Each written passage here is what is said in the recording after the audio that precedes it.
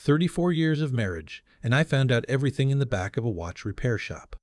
Not from a private investigator, not from a friend who felt guilty carrying the secret.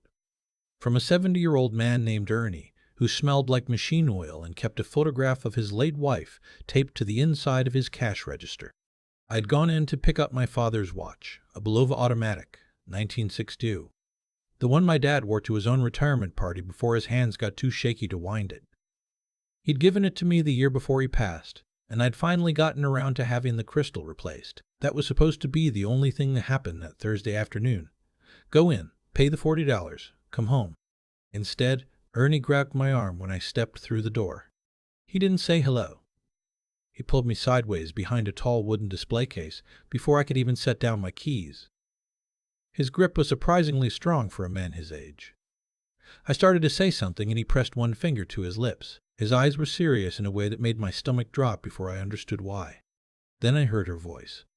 She was in the back room, the one separated from the shop floor by a curtain where Ernie did his repair work. She must not have heard the bell above the door. She was talking to someone. On the phone, I realized, because I only heard her side of it, and her voice had that particular quality it only ever had when she thought she was completely alone. Relaxed, almost light. The way she used to sound when she'd call her sister late on Sunday nights, and I'd hear her laughing from the other end of the house. Except she wasn't laughing now. She was talking about me. Not warmly. I stood there behind that display case with my hand on a glass shelf, and I listened to my wife tell whoever was on the other end of that phone that the timing was almost right, that the property in Asheville was already in her name from the refinance we'd done 3 years ago, which I knew about. We'd done it together. But also that she'd been talking to someone, a financial planner she'd apparently been seeing for months without mentioning it to me, and that she was close to having what she needed to move forward. Move forward. I remember staring at a pocket watch in the display case while she said those words. Gold-plated, fleur-de-lis engraving on the case. I stared at it like if I looked at it long enough the room would stop tilting. She said, "He won't push back. You know how he is. He's never going to cause a scene." And then she said something that I've turned over in my mind almost every day since. She said, "He trusts me completely. That's the whole point." Ernie looked at me. His face was steady, but his eyes were sorry. I don't know how long I stood there. Long enough for my wife to finish the call, for her voice to go quiet, for the sound of her heels to cross the back room and the curtain to shift, and for her to step through it and find me standing there next to a 70-year-old watchmaker who was very deliberately not looking at either of us. The look on her face told me everything that the phone call hadn't. She knew I'd heard her. She didn't say a word. She walked out the front door. The bell rang above it, and then it was just me and Ernie and the ticking of about 40 clocks on the walls, all slightly out of sync. Ernie went behind the counter. He took my father's watch out of a small manila envelope, laid it on a cloth, and slid it toward me. "I didn't call you back here on purpose," he said. "She asked to use my phone. Hers had died," she said. I didn't know what she was going to say. He paused. "I'm glad I pulled you aside. I thought about it for a second, and then I thought, I'd want someone to do that for me." I paid him the $40. I stood at the counter for a moment longer than I needed to. Then I said, "Did she come in here often?" He nodded slowly. "Few times. Always paid cash." I drove home. I didn't confront her that night. I didn't confront her the next night either. What I did instead was think. We'd been married since 1991. We met at a conference in Atlanta. I was there for work. She was presenting a paper on urban land development, and I thought she was the most precise and confident person I'd ever seen stand at a podium. We dated for 2 years. We got married in her parents' backyard in Decatur, Georgia. 53 people, her mother's potato salad, a band that played one Motown song for every 2 country songs because that was the compromise we'd landed on. We moved to Knoxville for my job. She built her own consulting practice from nothing. I watched her do it over 12 years, watched her take calls at the kitchen table at 6 in the morning and drive to county commission meetings at night and come home tired but satisfied in a way that I admired more than I ever found the right words to tell her. We raised 2 kids, a son who teaches high school history in Portland now, and a daughter who lives 20 minutes from us and calls on Sundays without being asked. We went through the hard years. The one where we almost didn't make it. The one where money was so tight I took a second job doing weekend estimating for a contractor friend of mine, The one where her mother got sick and everything else had to wait. We came out the other side of all of it. Or I thought we had. I'm 63 years old. I spent my career as a structural engineer, which means I have spent most of my professional life looking at what holds things up. Looking for the points of failure before they become catastrophic. Looking at what appears solid and asking, is it really? Is the load being carried evenly? What happens under stress? I should have been asking those questions at home. The Asheville property. That was the one that kept circling back to me. We'd bought it together 17 years ago, a piece of mountain land about 40 minutes outside the city. Her idea, initially, but I'd been enthusiastic. We'd talked about building something on it eventually, a retirement place. Something simple. We'd driven out there 3 or 4 times over the years, stood at the edge of it and looked at the ridgeline and said, someday. The refinance she'd mentioned, I'd signed the paperwork. I remembered it. She brought it to me one evening, said our rate was better now than when we'd first bought it, said she'd handled the application through her business banking contacts, said it was straightforward. I'd read the documents. I thought I'd read them. I was 60 years old, and I trusted my wife completely. That's the whole point. I called a friend of mine who's a real estate attorney. Not to take action, not yet. Just to understand. I asked him some general questions framed as hypothetical. He told me some things I needed to hear. Then I called the county recorder's office in Buncombe County, North Carolina. The property had been in her name alone since the refinance. I sat in my car in a parking garage for about 20 minutes after I got off that call. Not crying, not angry, just sitting with it. The way you sit with a medical diagnosis before you know what the treatment plan is going to be. Before the emotion of it has anywhere specific to go. I thought about all the things I'd told myself over the last 2 or 3 years that I'd quietly talked myself out of questioning. The separate credit card she'd opened. She said she wanted to keep her business expenses cleaner. Reasonable. I didn't question it. The financial planner she was apparently meeting with. I didn't know that one. But I thought about the Tuesday afternoon she'd started leaving the house around 2. She'd said it was a standing lunch with a colleague. I hadn't asked which colleague. The conversation she'd had with our daughter-in-law that my son had mentioned to me offhandedly last Thanksgiving, something about how she'd been asking questions about what happened to a husband's pension if he died before full retirement age. My son had mentioned it as an odd thing, a funny, peculiar moment. I'd filed it somewhere and forgotten it. The pattern was there. I had just never looked at it as a pattern because I'd never had reason to believe I was looking at evidence. 34 years does that to you. It teaches you a way of seeing your life together that doesn't include that kind of suspicion. Every piece of information gets filtered through a lens of basic trust. You don't even know you're doing it. It's just how things look when you love someone and you think they love you back. I spent the next 3 weeks being very careful and very quiet. I met with a family law attorney. I had my own financial consultant pull together everything, retirement accounts, the house we actually lived in, my pension from the firm, joint accounts, all of it. I got a very clear picture. I also put a small digital recorder in my jacket pocket on the morning when I knew she was planning to take a call from whoever she'd been talking to in Ernie's back room. I'd seen her put a reminder in her phone calendar. I had her passcode. Had for years. She had mine. It had always felt like a sign of trust.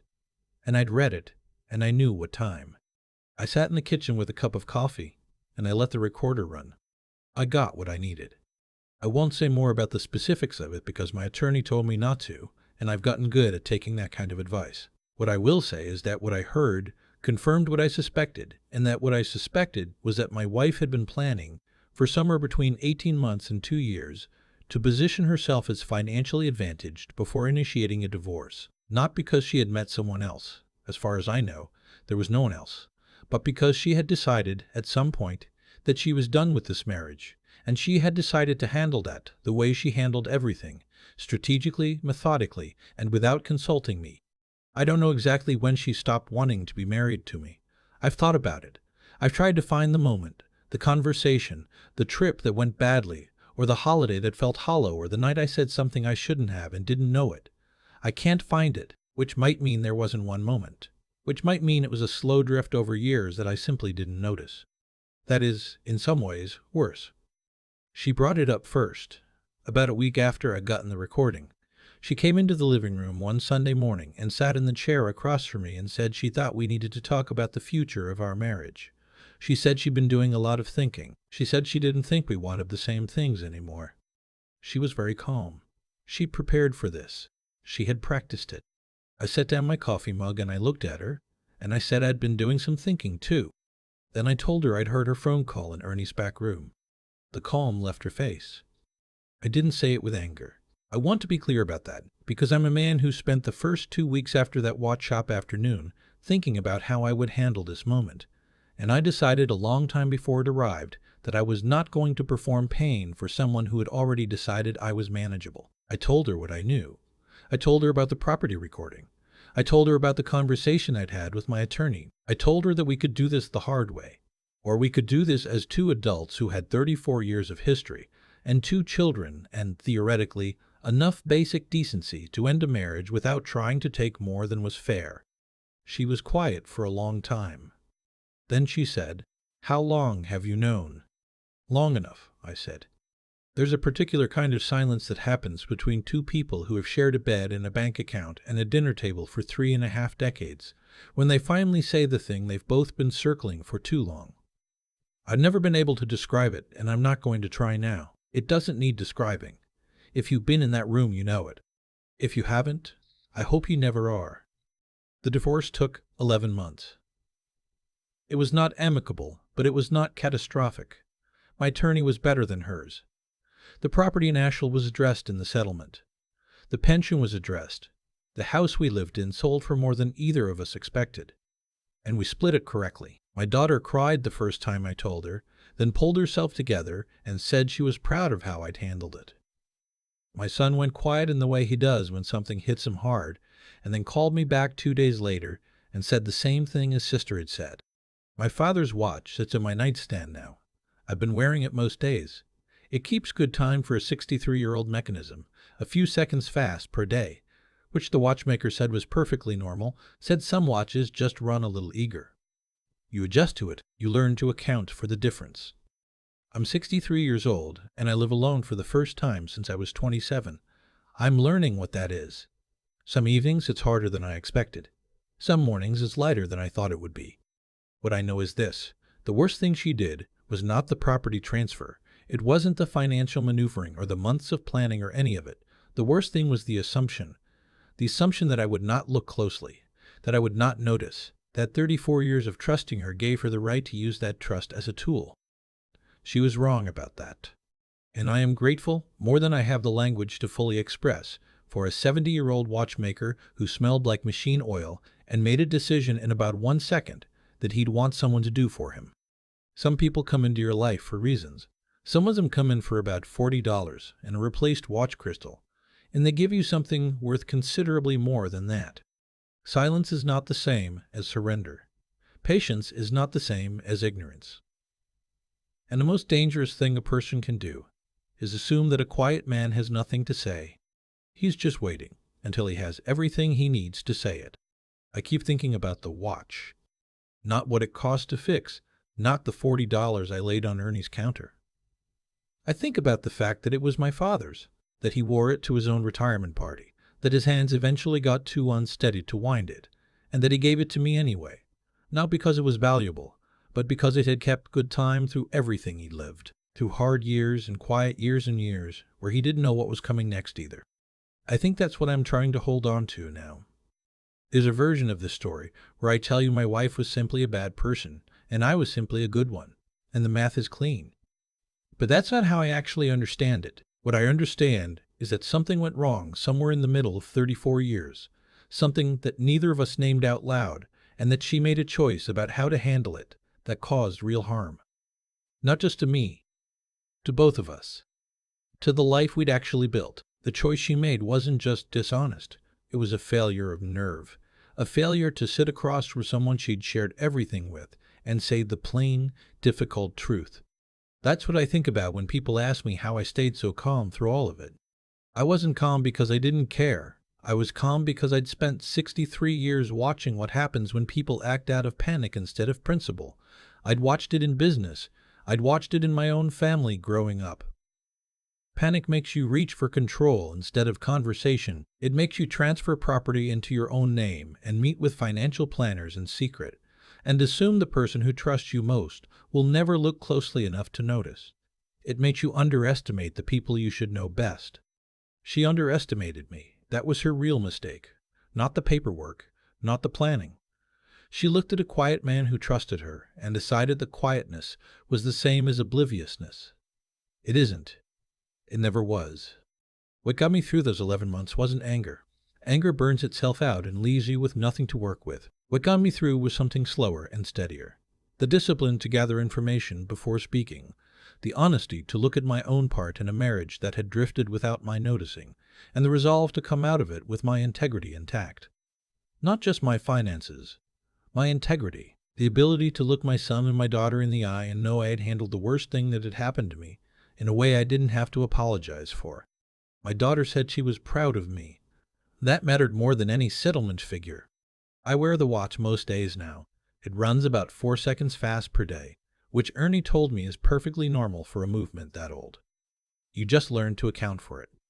You set your expectations by what it actually does, not by what you wish it would do. That's a reasonable way to move through the world, I think. See things as they are. Be honest about what you're looking at, and don't mistake someone's silence for a lack of attention. The quiet ones are always paying closer attention than you think.